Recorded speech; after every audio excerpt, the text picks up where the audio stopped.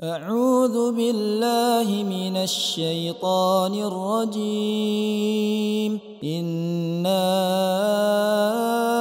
أنزلناه في ليلة مباركة إنا كنا منذرين.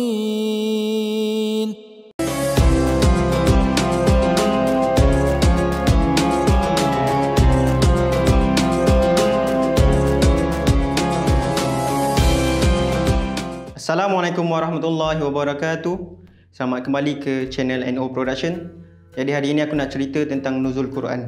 Nuzul ni apa? Nuzul ni turun. Al-Quran adalah satu kitab yang kita pegang, yang kita jadikan sebagai panduan dalam hidup kita.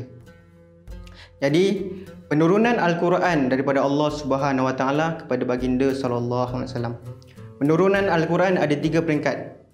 Peringkat yang pertama adalah penurunan Al-Quran daripada Allah Subhanahu Wa Taala ke Lauh Mahfuz.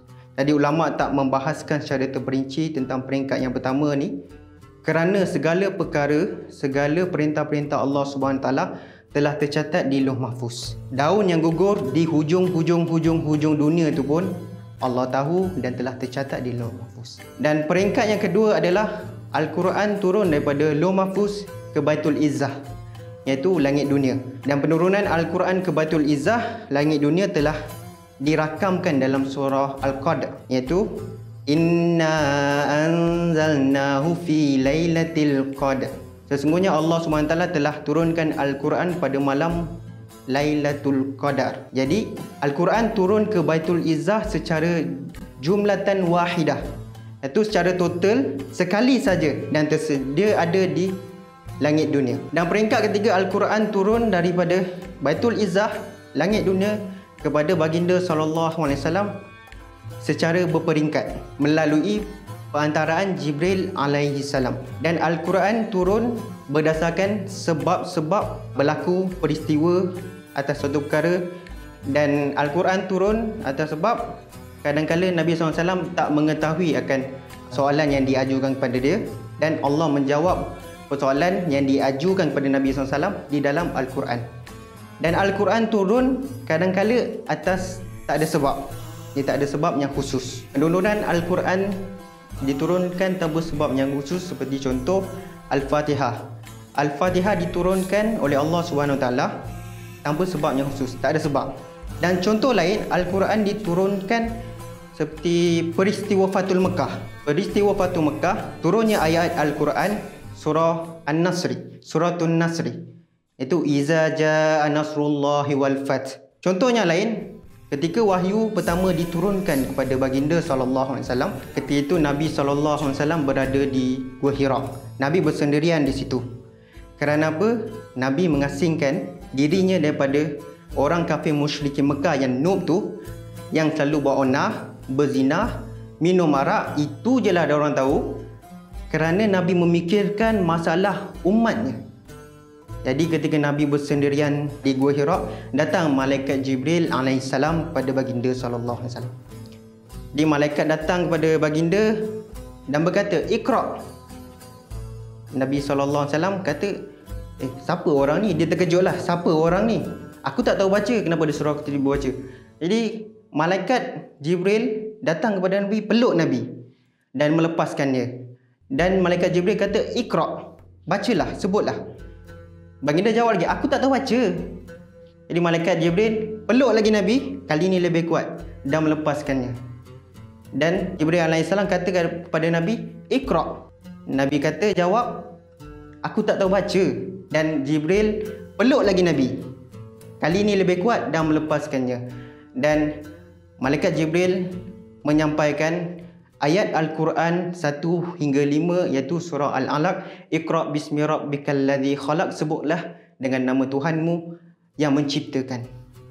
Dan selepas tu baginda sallallahu alaihi wasallam ketakutan, menggigil, dan dia balik ke rumah.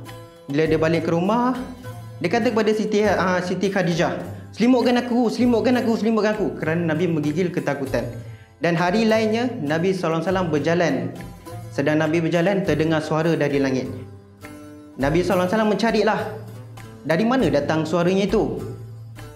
dan dia terpandang di langit melihat Jibril alaihissalam sedang duduk di atas kursi di antara langit dan bumi. Nabi SAW terkejut dan terduduk.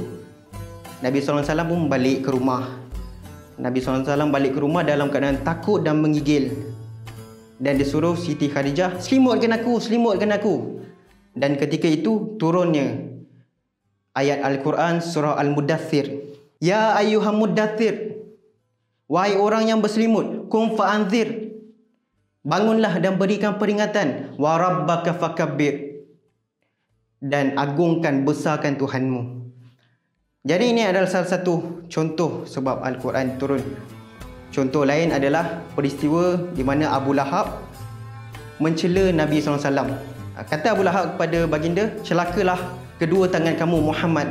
Jadi Allah SWT melihat akan perbuatan itu dan Allah SWT menjawab apa yang dikatakan oleh Abu Lahab dalam surah Al-Masad, suratul Masad, yang mana berbunyi tabbas yada abi lahabin watab, binasalah kedua tangan Abu Lahab, ma aghna anhu maluhu wa ma kasab, dan harta yang dia ada, yang dia usahakan takkan dapat menolong dia. Sayasla naran zata lahab, dan menderitalah Abu Lahab dibakar api neraka kelak. Jadi dua perkara yang kita kena tahu. Pertama, Al-Quran turun daripada Lauh Mahfuz ke Baitul Izzah, langit dunia, dan tersedia ada di situ. Dan Al-Quran turun kepada Nabi SAW melalui perantaraan Jibril secara berperingkat. Dan atas tiga sebab yang berlaku. Satu, tanpa sebab khusus.